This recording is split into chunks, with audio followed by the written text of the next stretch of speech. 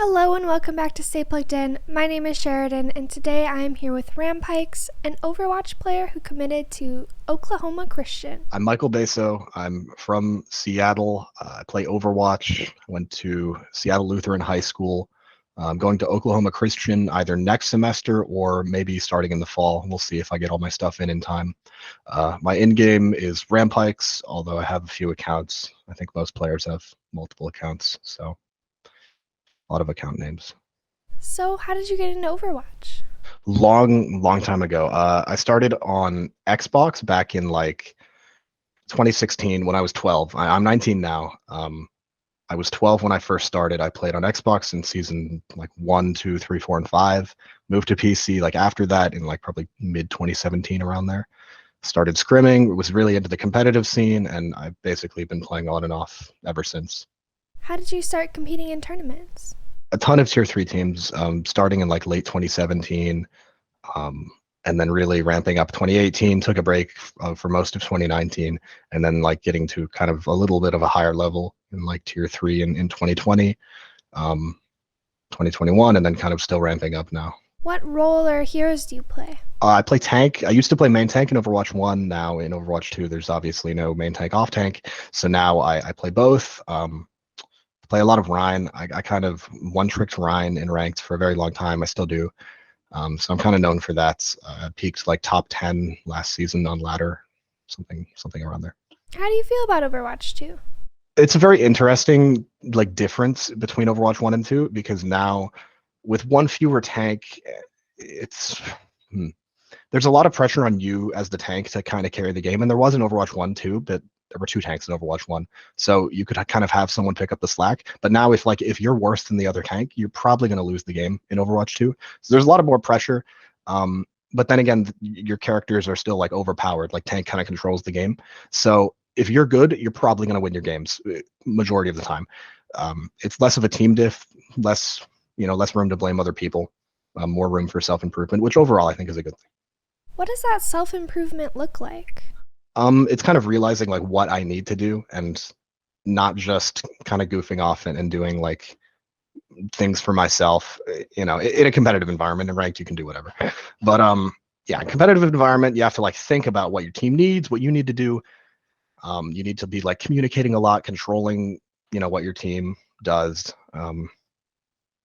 Yeah, it's pretty similar to what main tank did in Overwatch 1, which is why I think a lot of main tank players, as opposed to off tank players, have been succeeding in Overwatch 2.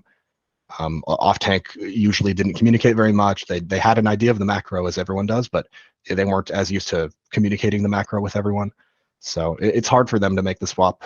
Did you think when you started playing Overwatch that you'd be playing in college on a scholarship? It's been like 6.5 years, almost 7. So I didn't really know college esports was a thing. It really wasn't a thing back then to the extent it is now.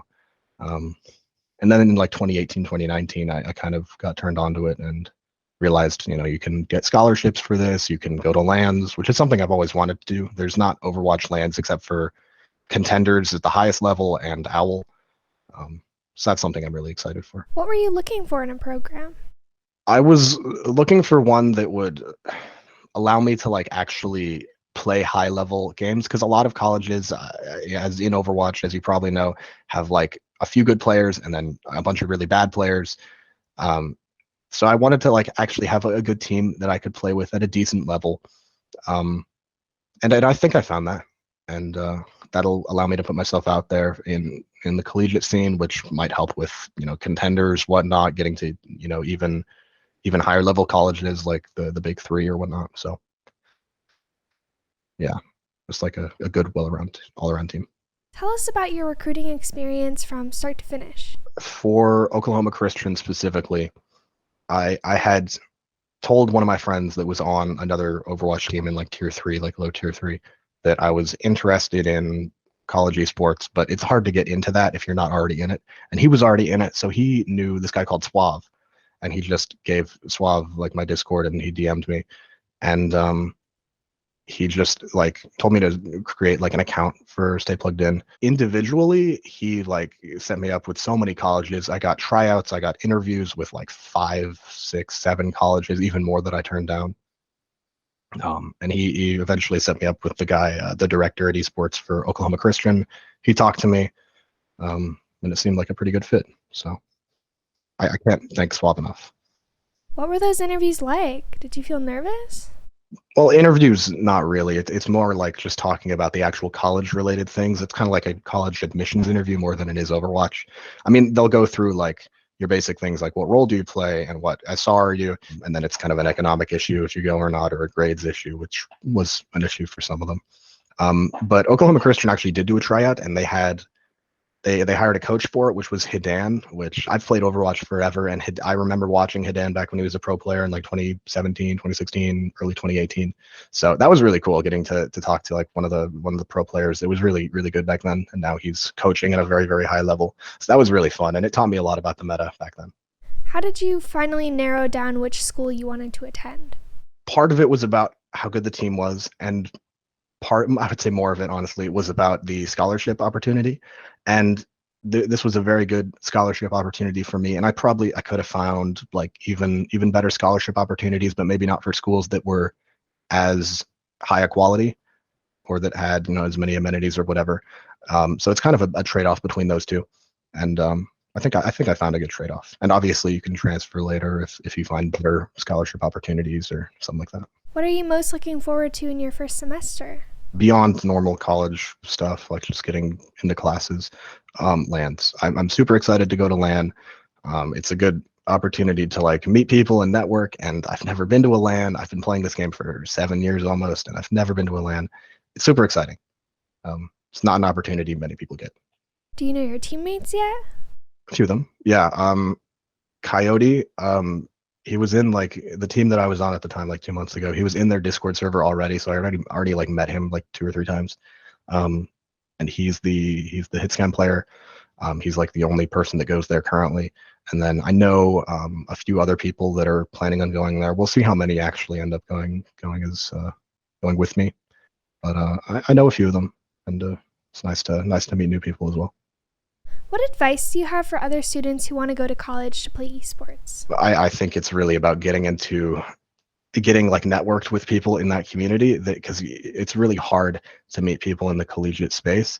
So Suave was a major help with that, because I never would have gotten, like, you can go through like the Stay Plugged In like website and find people's Discords and emails, but just cold calling with emails and like Discord DMs is not really that effective as compared to like getting personally recommended people and like connected with people by someone like Suave.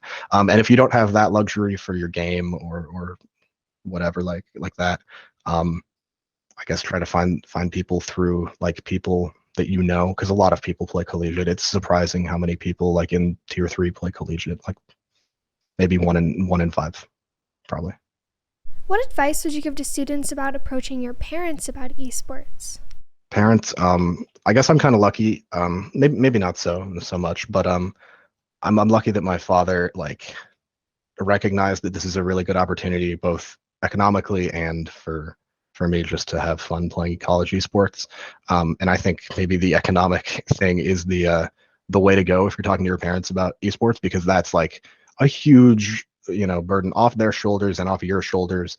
And it's free money for playing a video game, which I think is an amazing opportunity. It's really surprising that they'll give such high scholarships to people just for playing video games. And where can people find you? Twitch, Twitter, TikTok?